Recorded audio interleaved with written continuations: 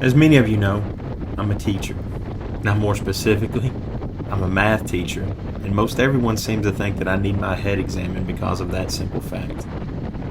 Now, one thing that does seem to delight my students, which is not the math that I teach them, is when I end up riding my motorcycle to school.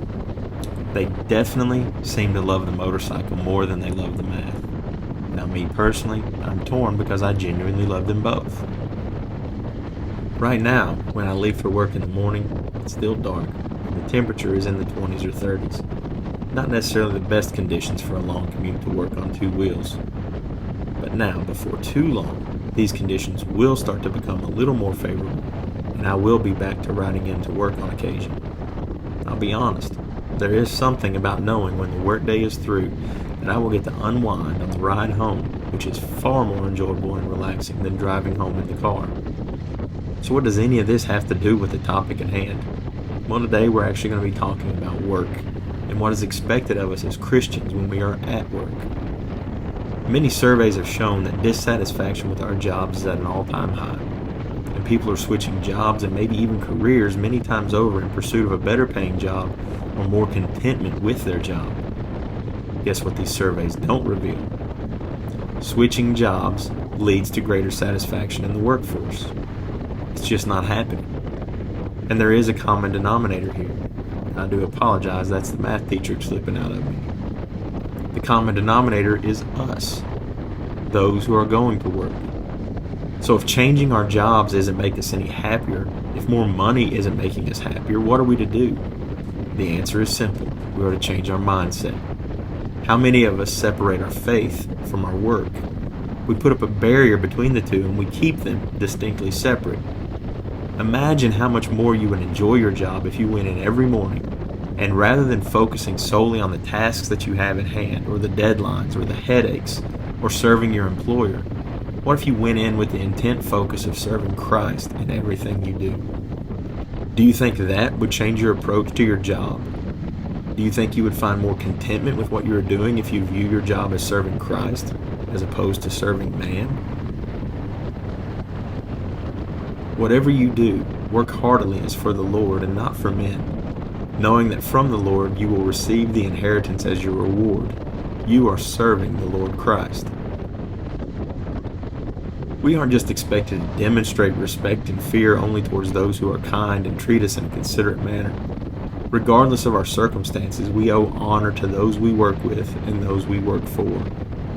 Peter makes this idea a little bit more clear. Servants, be subject to your masters with all respect, not only to the good and gentle, but also to the unjust. One of the keys to finding satisfaction in your job is learning to treat your superiors with honor and respect. Now, not necessarily because they deserve it, but because it honors Jesus. Now, I know, that can be a challenge sometimes. But ultimately, it is demonstrative of our humility and our faith. Many of the early Christians were slaves. Now, that is not to say that they were slaves in the same sense as what we in the United States associate with the word slave. Our concept of slavery is influenced by the cruelty that was inflicted upon those who were forcefully taken from Africa and brought to the U.S. to work under unbearable conditions. During the first century, however, slaves held many of the jobs that each of us hold today, including that of a teacher. Not once do we see an account of these early believers being encouraged to escape from their circumstances. In fact, in his letter to the Corinthian church, Paul wrote this: "Each one should remain in the condition in which he was called.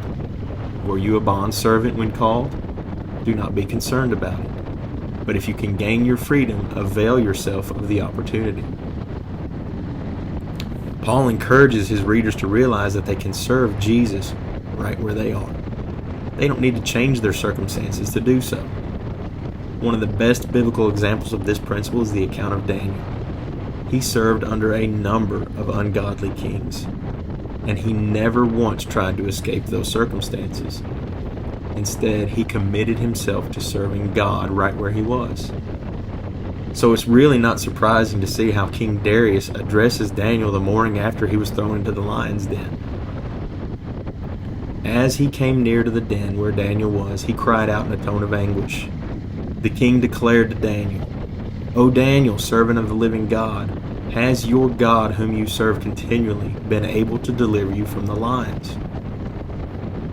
I find it interesting that even this pagan king recognized that Daniel had been serving God constantly, all along, every day, right where he was at. Darius saw it in everything that Daniel did. Daniel never once changed his circumstances. He changed his mindset. What is to stop us from doing the same? We should strive to serve the Lord in every aspect of our lives, in our families, our marriages, our friendships, and yes, even where we work. It goes to the heart of our integrity as Christians and obedient followers of Jesus Christ. Everyone also to whom God has given wealth and possessions and power to enjoy them, and to accept his lot and rejoice